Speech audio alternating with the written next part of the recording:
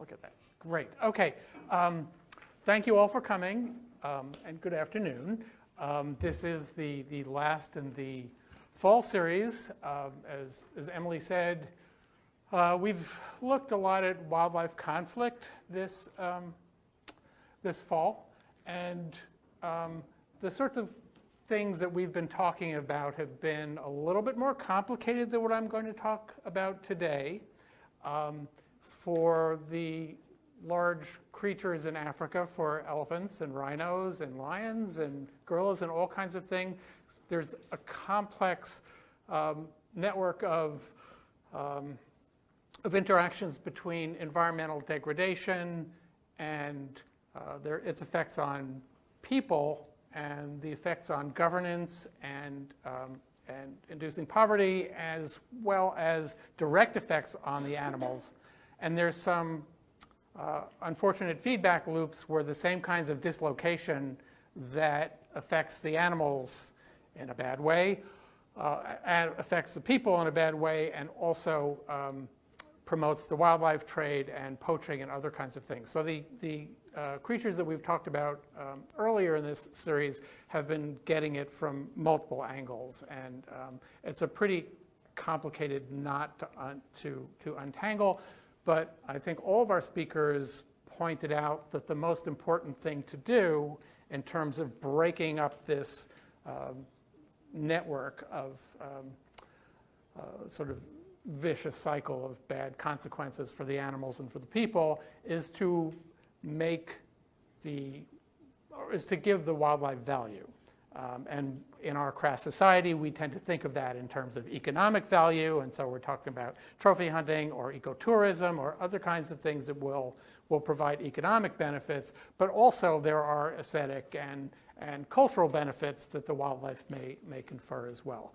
And so there seemed to be some agreement that that was a fairly important thing to be doing in order to protect the animals and give them a chance in a fairly difficult environment. What I'm talking about today is a lot simpler. What we've seen in North America and the United States, certainly for many species, the kinds of things that we've done to the environment have caused all kinds of distress to creatures that don't thrive in human-altered environments. But there is also, and we know them, there's a set of animals that do really well in human-altered environments, and because of the high densities of these animals, such as deer, such as beaver, such as Canada geese, such as raccoons, the issue is that there are so many of these animals in close proximity to people that it really threatens people's tolerance and appreciation for animals they might otherwise really like. And so the question here for solving this, helping to solve this problem of conflicts between abundant wildlife and people, abundant people in again, densely settled areas, is how do you help people and animals get along? How do you create conditions where the public can tolerate the levels of wildlife conflict that occur, and also maybe change some attitudes and help them learn more about the animals with which they're sharing their neighborhoods. So these issues are complicated really for two reasons. They're difficult for two reasons. And as Dr. McCobb said, I've basically been doing this for 25 years, maybe longer. Traditionally, there was a strong utilitarian ethic in North America and elsewhere with respect to wildlife. So wildlife was there to be used. And so hunting and trapping and other forms of utilization were culturally accepted and in fact were the norm. That's still true in some parts of the country, but in a lot of these areas, these urbanized areas where there are lots of people, there are lots of now different attitudes in terms of how people feel about wildlife. And when I first started working in this field, I was just a suburban kid from Queens, and I didn't really know very much about suburbanites and wildlife. And when I was growing up, this really wasn't an issue. So I started going to these meetings, these community meetings, where people were talking about deer. And there was a very high level of emotion in the room. People felt very passionately on one side or another about how deer should be managed or not managed or left alone. And so people clearly had strong feelings about deer and had even stronger feelings about what their neighbors thought should be done about deer. And they were very contentious, and I was sort of surprised by the level of passion and anger that would show up at these meetings. So I spent a lot of time thinking about this over the years, and what's become apparent is that people's attitudes about deer and other wildlife and how they should be managed really are very deeply embedded in ideas about human relationships with nature. How are we a part of nature? Are we separate from nature? Is nature benign? Is nature hostile? Where is our place in this scheme? And people turn out to feel very differently about it. And I've done like a super simplified pictorial sort of version of the sorts of views that I tend to encounter in these sort of community settings. And so the peaceable kingdom, in the sort of, there are many people who feel that nature is fundamentally benign, that the best thing we can do is keep our hands off, that if you don't intervene, everything will be fine.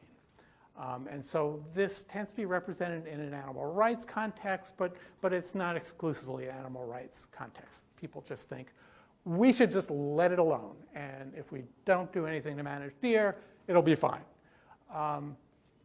There's sort of on the other corner, it's kind of the opposite view, where nature is not benign. In fact, it's hostile, where it's the job of the authorities and your neighbors to keep the wild domain and the domestic domains separate. That nature is basically hostile, and that we need to keep these folks outside, these intruding critters outside of our gardens and outside of our domestic space. And it is true, one of the things, again, I noticed very early is that some of the people with the strongest anti-deer opinions are avid gardeners. And they just feel that deer and muskrats and woodchucks and rabbits and stuff are all fine out there in the woods where, Bambi lives, but not in my backyard. And so that's sort of a different view. And that's pretty common, especially among urbanites, of which I am one. There's also a view within the hunting community, within the traditional utilization community, that there's a story that goes with it. And the story is that we have eliminated all the natural predators. And therefore, in order to balance the ecosystem, to restore the natural balance, then we need to step in as hunters and manage these out-of-control wildlife populations. And yes, it's sad that these animals are gone, that the wolves and the cougars and so forth are gone, but they're not coming back, and it's now our job to intervene, and that this is really our natural place in the ecosystem.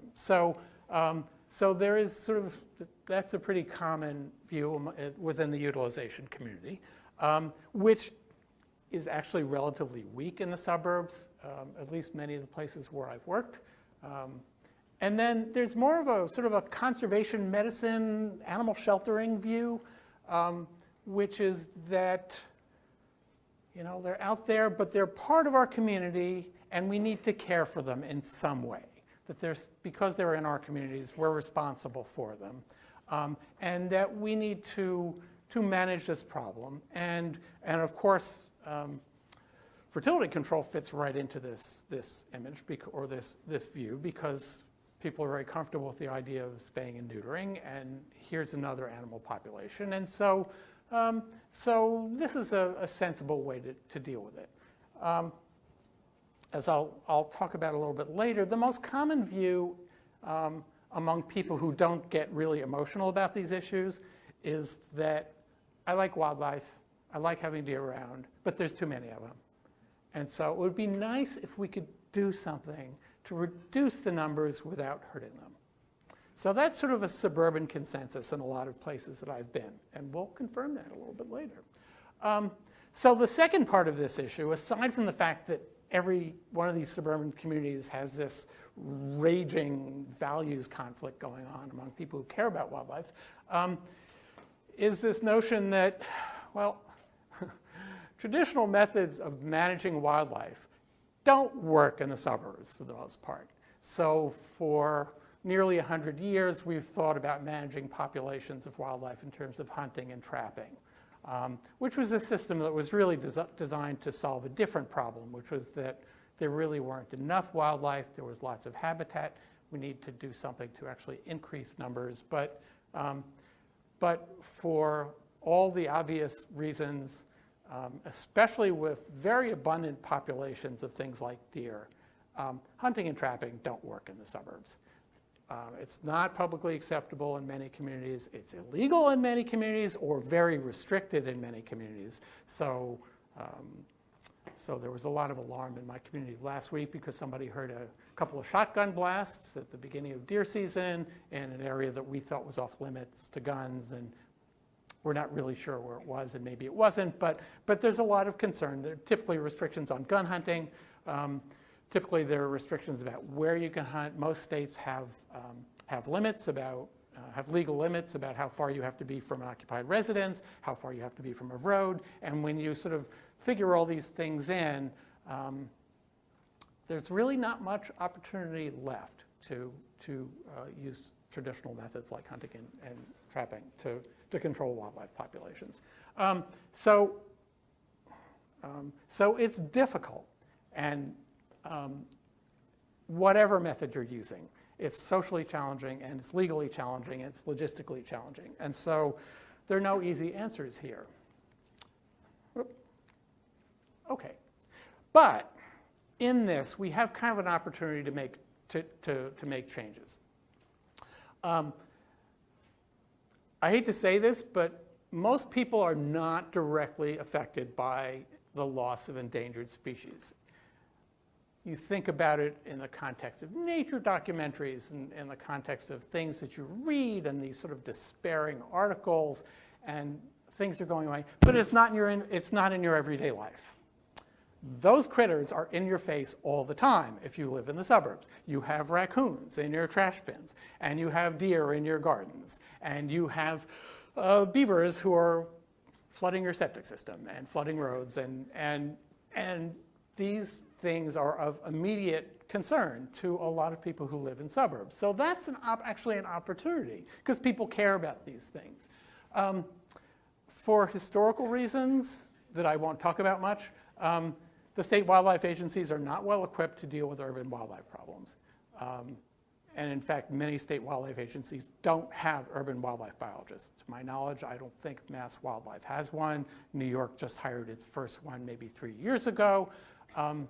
And because they have mostly accomplished management by regulating hunting, there's no staff, there's nobody who can handle these kinds of issues in a practical way. And so as a result, the responsibility for solving these sorts of human-wildlife conflicts locally ends up in the laps of the local jurisdictions, in the municipalities and in the town governments and the city governments. And these are the folks who end up having to spend money and make decisions on how to handle these. And so this is sort of an opportunity for grassroots, approaching the grassroots and getting people in the communities involved in doing these sorts of conflict management sort of situations.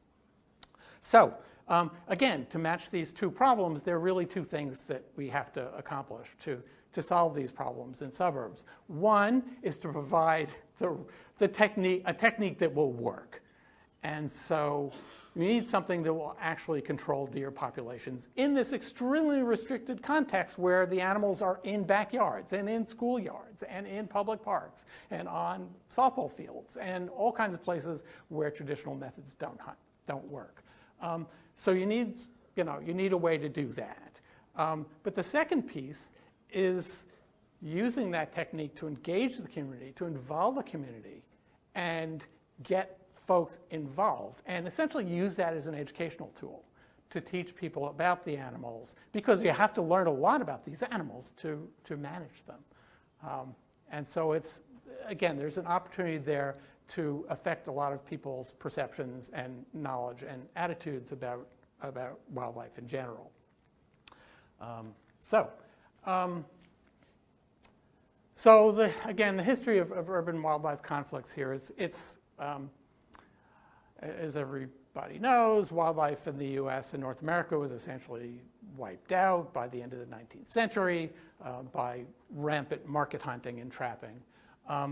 And the land, and there was of course deforestation and other kinds of things that went into it. And then around the beginning of the 20th century, the market for wildlife was, for the most part, shut down, and then creatures began to return, right? Once there was no more uncontrolled hunting, once some of the forests started coming back, especially in the Northeast with the abandonment of agricultural land and the return of forests, a lot of these creatures started coming back.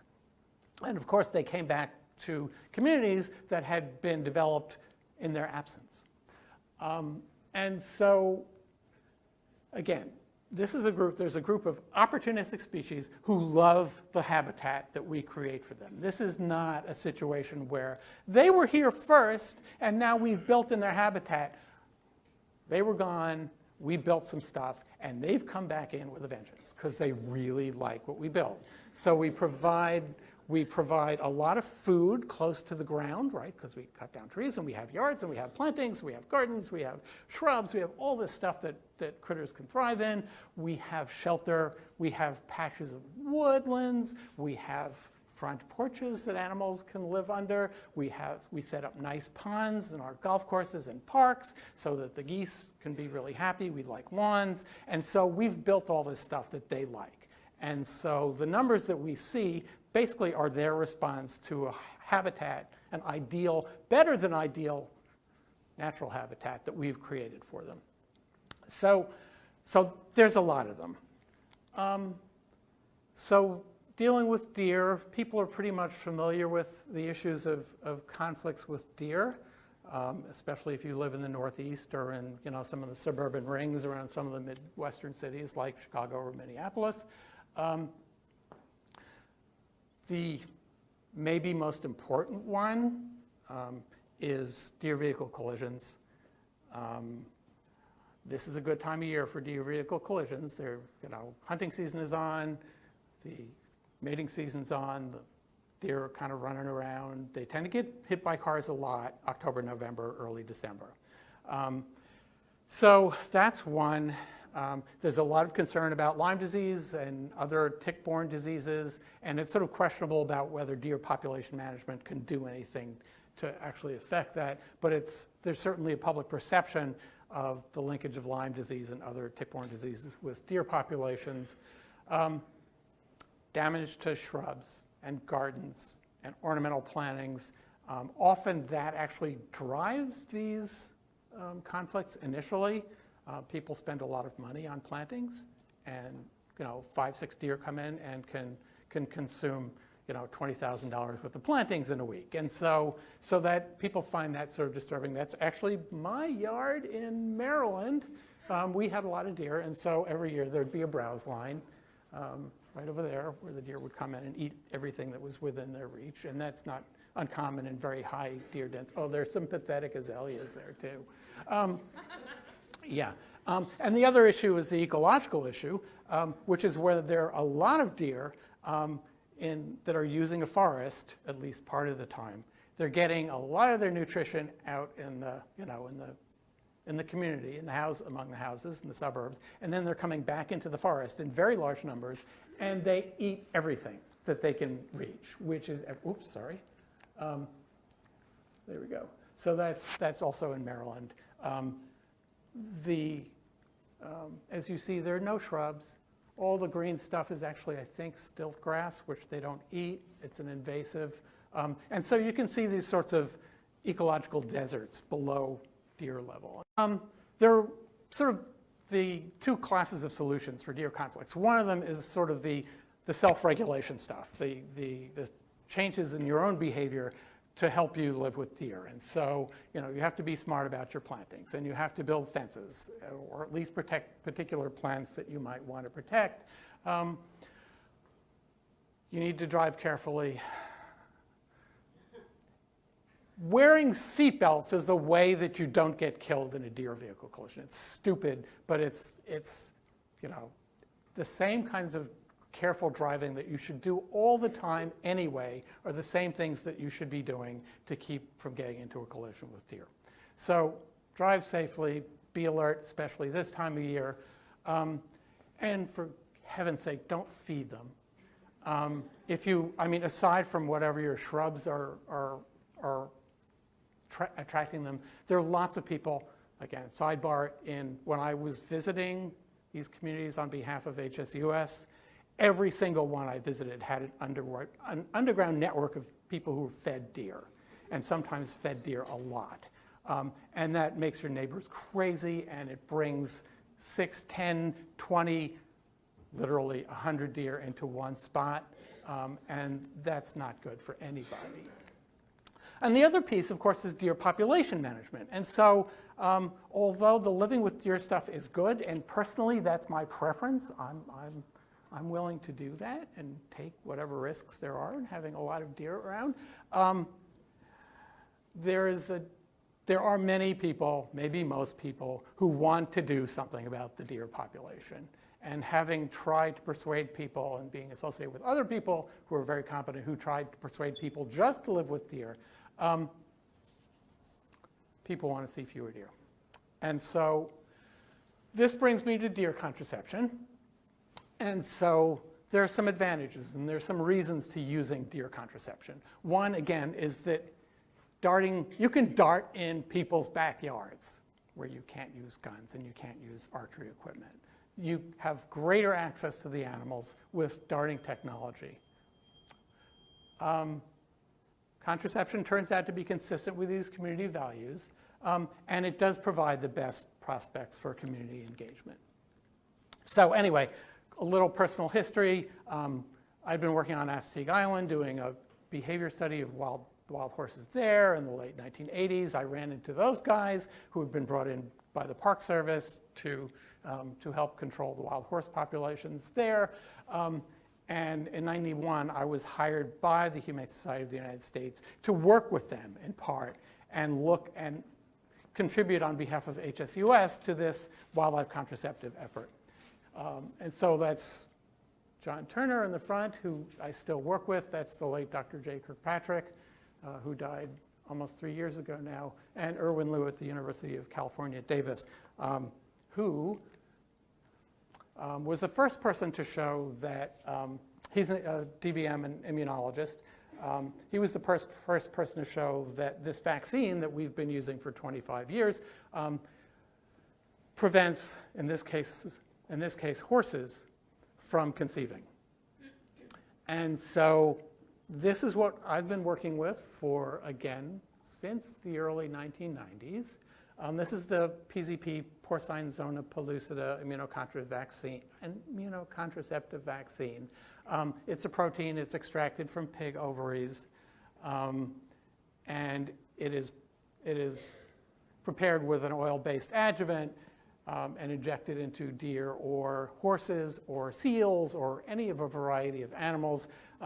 These creatures then produce antibodies that surround the egg of the female. They bind to the zona pellucida receptors, and they block the attachment of sperm.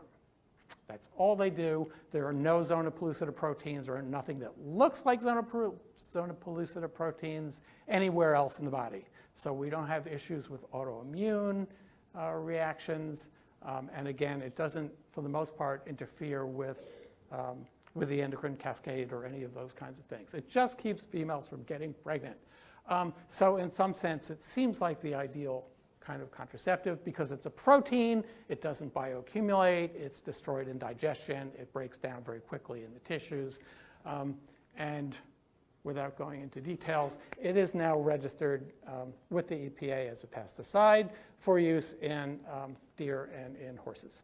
So So we've made a lot of progress with it. But in any case, that's for Robin. So, right. So it's been used on lots of different critters at this point. Literally thousands of animals have received this vaccine. So we know pretty well how it works. It's been used on probably 100 species of zoo animals. It's been used on thousands of wild horses. Not enough, but thousands on the East Coast barrier islands and on some of the western herds, as well as in sanctuaries. It's been used on African elephants in South Africa in at least 14 or 15 different game reserves, so it's spreading there. It works really well on elephants. And it's been used on bison on Santa Catalina Island very effectively, and on deer. So a lot of animals have been treated with this stuff at this point. So it can be delivered either by hand or by dart. And there are two flavors of the vaccine, two preparations that we use. The first one, what we call native PZP, which is also the Zonistat version, is the very simple vaccine, which is just the emulsion, which requires annual boosters. And for zoo animals and for some horse and deer populations, that's okay, but not very many. If you're in a situation where you have to treat animals every year, that's really going to limit your utility for any sort of free-roaming animal. So since the late 90s, we've been working on developing a vaccine that works essentially as a single-shot, multi-year vaccine. The Bureau of Land Management gave it the unfortunate name of PZP-22 because supposedly it worked for 22 months, and that's the one that stuck. That's the name that stuck, and so I've given up not using it. And so the PZP-22 vaccine is the original emulsion plus controlled release pellets, polymer pellets, that are engineered to release at 1, 3, and 12 months, essentially simulating a booster protocol. And so two kinds, the native and the PZP-22. I'll just be talking about the PZP-22 from now on, for the most part. Anyway, so a lot of our work has been driven by external criticism, by skeptics who question its utility. And so it sort of forced us into a series of particular questions that we've had to ask over time, and essentially do demonstrations that what people said we couldn't possibly do, we could do. And so there really are four that I'll talk about this morning, or this afternoon. One is the whole idea, okay, well, you can do this hand injected on captive animals. Can you deliver this in the field to free-roaming animals and have it be effective? So that was the first question that had to be answered. The second one is this issue of annual retreatments.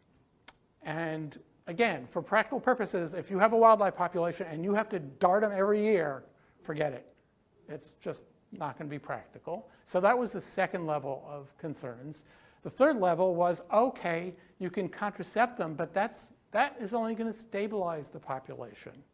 It's not going to reduce populations. So it's good for stabilizing populations, but you can't reduce populations.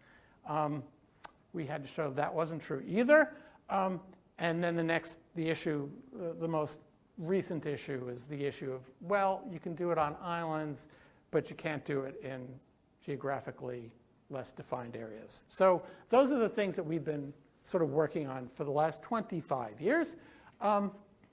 And so the first question was answered many years ago at Fire Island National Seashore in New York. We had a network of citizens who fed the deer, identified the deer, knew who was who. So that deer is not marked, but we know who she is because she was identified by some of the resident volunteers. And we treated them with this native PZP, which requires annual boosters. And we were able to show, 20 years ago, that the vaccine worked in terms of we could get it into these free-roaming animals. They were free-roaming. They were pretty tame. It was an easy place to work, relatively speaking. But we at least were able to show that, versus the 80+% of females who have fawns every year, in succeeding years after successive treatments, that percentage would go down. And so after 2 years of treatment, consecutive years of treatment, it's stabilized at about 10 to 15% a year, which is good. That's probably good enough, in fact. So that was the first step. The next 2 steps we sort of we accomplished at a place called Fripp Island in South Carolina. It's a residential / retirement / resort community. There it is. There's one golf course. There's the other golf course. It's a really nice place to work. There are, dolphins and pelicans and stuff swimming along the beach, and it's a very nice place to work. We had two objectives there. One was to test our PZP22. We actually used a bunch of different long-acting or vaccine preparations that we were hoping would work. But one is to demonstrate that we could hand inject an animal with this vaccine, with the time release component, and get a couple of years of contraception out of that one shot, which was good. And the other piece is, well, what are we going to do to the population? Right, can we actually reduce the population there? And so the answers to both of those questions turned out to be yes. These are fawning rates for animals that were treated with for females that were treated with the PZP22 by hand after capture in March. And similar to Fire Island, close to 80% of the females would have fawns every year if they were not treated, but that went down to 4% after 1 year of treatment. 2 years after treatment, without any boosters, it was still at about 26%. So one shot, at least 2 years. Some animals also had longer lasting contraception. The 0% isn't really right, but clearly there is a residual effect after 3 years. So yeah, we can actually give them one shot and have this thing last for 2 to 3 years. Hooray. Okay, that's important. And as a result of the contraception that we did, fawning rates really plummeted. There was an adjacent or a neighboring island about a quarter mile across or half a mile of vigorously flowing channel where there was a state park and not much activity. It was called Hunting Island, but there was no hunting there. So I don't know, maybe it was named after somebody named Hunting. But anyway, that was our control site. And if you follow the population over the 5 or 6 years of our study, it went up and down, but there was no trend. But the fawning rates on the island, these are population fawning rates. These aren't just the treated females. But across the island, instead of 80% of females having fawns every year, maybe 1 out of 4 or 1 out of 5 females were accompanied by a fawn by 2009. So we had a pretty dramatic effect on fawning, and that also had a really dramatic effect on population rates. So again, this is Hunting Island. So again, a relatively undisturbed island. So they had a steady 20 or 25 deer per square mile or per square kilometer while we were there. The Fripp Island started much higher, and by the time we got to 5 years, it was down by about 50% and was starting to approach the level of the control site. So we had this dramatic effect on population numbers. So no, it's not true that it just stabilizes populations. We can actually reduce populations, which makes perfect sense because animals die. And if they're not replacing themselves, the population is going to go down. So anyway, a side effect of this is that the animals actually look much better at the end of the study. So when we first got there, they kind of looked like that, and they would be out in the daylight all the time, eating in big groups. And by the end, they'd sort of fleshed out, and we didn't see them as much. So we actually started getting complaints from the Fripp Island residents about, where'd all the deer go? Because they were starting to behave like normal deer, and they were not out during the day. They would come out at twilight. They would bed down during the day. And so it had many beneficial effects for Fripp. So, okay, but it's an island. right, and it's great that you can do this on an island, but can you do this in like just some community in the middle of the suburbs somewhere where there aren't any distinct geographic barriers? And it's true that we never saw a tagged deer on Hunting Island. And probably very few animals came in. So it was Fripp was a pretty isolated site. So legitimate criticism. So anyway, in 2014, we started work in a community called Hastings-on-Hudson in New York. It's in Westchester County. It's right on the Hudson River. It's very dense. I'll show you the map in a second. It's pretty urban. It's also sort of in the New York City media market. So Lisa Foderero is a New York Times reporter who lives in Hastings, and so she wrote the first article about the study. And so it's a pretty high visibility kind of thing. So it kind of made us nervous. But anyway, so that's a Google satellite view of Hastings-on-Hudson. You'll see there's one sort of 100-acre or so parkland area up there in the corner adjacent to Dobbs Ferry. There's a school down there, and then there's some woods back over there over by the river. That's the Hudson River, which is a formidable barrier to deer movements. That's the Sawmill River Parkway, which turns out not to be a formidable barrier to deer movements, although we thought it might be. They moved back and forth. They don't do it at rush hour, but 3 o'clock in the morning, they're back and forth. And then there's Dobbs Ferry to the north and Yonkers to the south. So deer freely can move, certainly along there, and it turns out they can move across the parkway as well.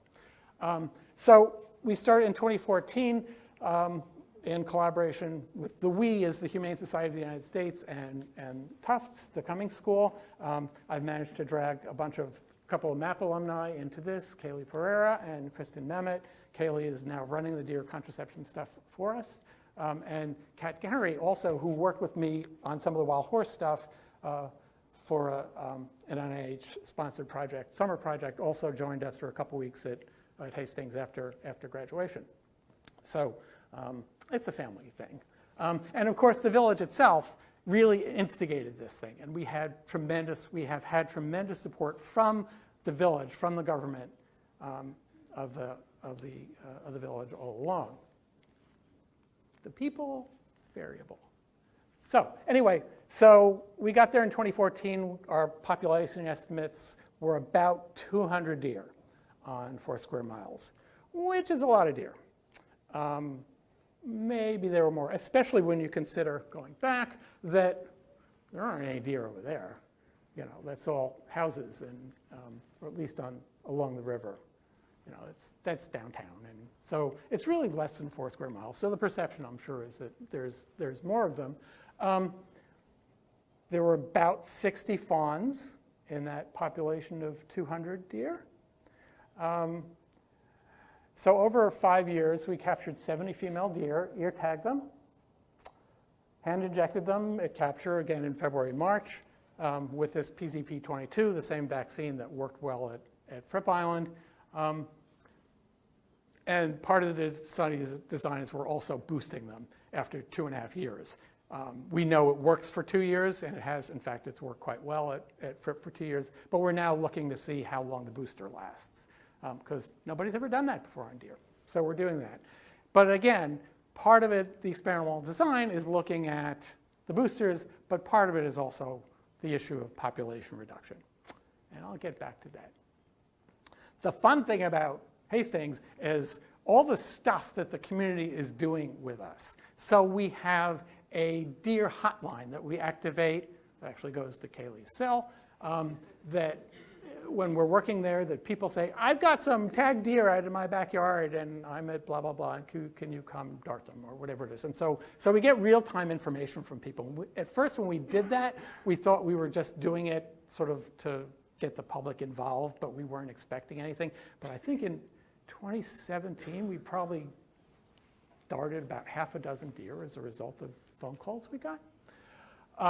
High school students, one of the issues, of course, in working in a place like this is we don't know where we're allowed to dart, and we're allowed to work. So the high school students went out before we went out there and got written permission from all these little homeowners on these little 1.5 acre lots, and then flagged these properties so that we would know when we were driving around where we were able to work by looking at the flag. So the high schoolers did that.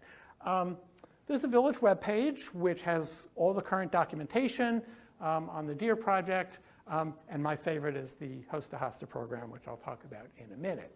That's a hosta. Okay, so this is their webpage, the Deer Issues webpage for the village of Hastings-on-Hudson, and so they have links to videos that from presentations I've done. I picked that picture because you can't tell that there are only 5 people in the audience. But of course they posted it, and so presumably it has lots more views, as well as our reports to the state and to the town and all that stuff. So that's all current in there. But here's my favorite. So there is aside from the fact that I think the name is super clever, this is stolen. The protocol for this is stolen actually from a Cornell oak seedling protocol. And so the way we do this is we've got about 40 or 45 homeowners who volunteer to use their yards to put hostas in. So in May, the village goes out and puts a couple of potted hostas in each of these people's backyards. And then the folks just follow them through the summer and see how long they live. And as you can tell, in the first couple of years here, they didn't live long at all. So half of them were dead within a week.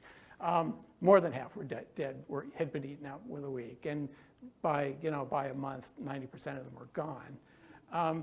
But it's slowly gotten better over the years. And so the last 2 years, 2017 and 2018, survival for the first month is much better. So 3/4 of them are, half of them are surviving a month, 3/4 of them are surviving the first week, and 1/4 of them actually survived the whole summer. So that may not seem like much, but it's noticeable to some of the folks in Hastings. But it's just a cool way to get people involved and show that we're having an impact on things that people actually care about in their communities. So going back to sort of my first observations about attitudes. So Allison Coates, who's in the clinics and is in 4th year, did a 2017 online survey for Hastings residents as well as residents around the Blue Hills in a comparative study. But she had 108 respondents advertising this on the village website and other outlets. And the contradiction here is that 70% of the respondents in Hastings viewed wildlife in their communities as being really important. 100% said nature was important. So huge support for wildlife, but at the same time, 60% of them said that overabundant wildlife was a threat to the community. So that sort of confirmed my intuition about what the consensus is, that people like wildlife, they want to see wildlife, but there are too many. And so at the same time, 2/3 of the respondents were people who had flagged their properties, who had signed consent for us to work there. And not everybody who flagged their properties were fans of the deer. They wanted us to come and treat them. And nearly all of them knew about the study. They all knew that the tagged animals had been tagged by us and treated and potentially were infertile. So that was kind of reassuring. It would have been concerning if they hadn't. So, of course, the big question is, are we controlling the deer population in Hastings-on-Hudson? We don't really know yet. We're doing camera trapping surveys. We're doing some other sort of back of the envelope kinds of calculations that I've been doing. Only one of the 34 treated females that we saw on site this year, either in trail cams or in person, in deer, had a fawn. And we think there's about 10 or 12 fawns now on Hastings, having spent a couple weeks there, plus having the evidence from the trail cams that we just got in. So again, that's against 60 that were there in 2014. We think the adults are disappearing too. So we think the adult numbers are down about 35 to 40%. Folks in the village are starting to notice it. So we'll see. We're still analyzing data. We still have another couple of years to go. But we think it's probably working, which, given that this is in the New York City media market, is a little bit scary. So the other interesting issue is that most of the fawns that we see and most of the untreated females that we see, the ones that don't have tags in their ears, are along the boundaries of the village. So along Dobbs Ferry and Yonkers and along the Parkway. So yeah, so it's probably working. We're getting the community involved. And so we'll see. So we're now starting to think about scaling up. And for scaling up, we have to think about how to make it easier for communities to do this. Capturing deer is a pain in the rear. It's expensive, it's hard, it requires drugs, controlled substances, it requires lots of technical expertise. If we could figure out how to do this without having to tag animals, that would be kind of a game changer. So the next project we're looking at, which hopefully will start in a few months on Long Island again in New York, is a collaboration with Karen Panetta at the School of Engineering, who is doing a lot of image processing work and artificial intelligence work. And so they are developing protocols for identifying individual deer from photographs. So we'll be collecting a bunch of data for them and a bunch of pictures and stuff like that. We'll see how that goes. Anyway, our goal here is to, we're now, as I say, we're thinking about scaling things up. And if we can provide a technology that works, that is easy to use, relatively easy to use, relatively inexpensive, it will give us some space to get more people into that corner, into the corner where people learn about deer, understand deer better, and appreciate them more as neighbors without feeling that they're going to be overwhelmed by the numbers. So many, many, many collaborators with HSUS, the Science and Conservation Center, John and Irwin, Doug Flanagan from the University of Iowa, and then all these people, every project we've ever done has involved significant community involvement. So we have like 2 minutes for questions, and because we have a class coming in. So thank you. So, when you say you're not going to tag them, how do you know which ones you would have treated and which ones you would right. do the same one? The question is, how do we know if we don't tag them? The idea is, my ideal is that on your iPhone 12, you will have an app that will tell you, will take a picture of the animal, feed it into a laptop, and it will tell you what animal it is and what it needs. So that's my dream space for this. And like when I talk to Karen and the engineers, they say, oh yeah, that's easy. So, okay, if you say so. Second question, what's the average lifespan of a deer? We have a bunch of deer that we tagged in 2014 and are still there, that were adults when we tagged them. If they're not hit by cars or taken by hunters, they'll go 12 to 15 years. Our evidence from horses is that they actually live longer when they don't have babies, so that may be a complication. Erin? You said that you get the PCP from pig ovaries? Yes. What's the process there? Because then, of course, I'm thinking, what's the impact to pigs who are providing this? These are slaughterhouse pigs. So these are slaughterhouse pigs. So we kill 100 million pigs a year. And so this is a very, very small byproduct. So they're collected at ovaries. The ovaries are collected at slaughterhouses. There's some interesting work going on with recombinants, which we would all like to see for a lot of different reasons, but that's one of them. So you mentioned that when digested, it breaks down. Mm-hmm. What about for like vernal pools? Is there an issue with deer waste and affecting, like that in vernal pools? The question is, are there issues with deer waste, like for vernal pools and other sort of aquatic sources that you might find in suburban areas? Because it's injectable, it's broken down in the tissues and doesn't show up in any waste materials as such. And it's actually the antibodies that are the contraceptives, not the vaccine. The vaccine disappears, at least the native vaccine disappears probably within a couple weeks.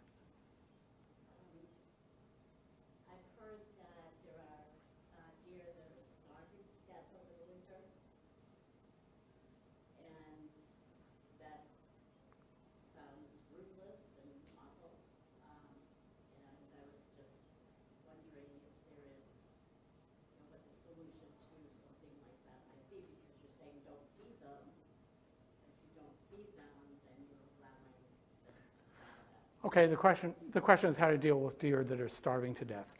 In most winters, even up here, most of the adult deer make it through. They fatten up in the fall, they eat acorns, and unless we have a really long, severe winter, they survive. 2015 was the exception. We had that hideous snowy winter. I had a deer drop dead in my backyard that year, and there were real losses. But mostly the deer will respond to that by not, usually the mortality is with fawns or reduced birth rates. But most of the time in suburbs, deer do fine. So, all right, I probably should let everybody go. We have a class coming in here. But thank you so much for coming.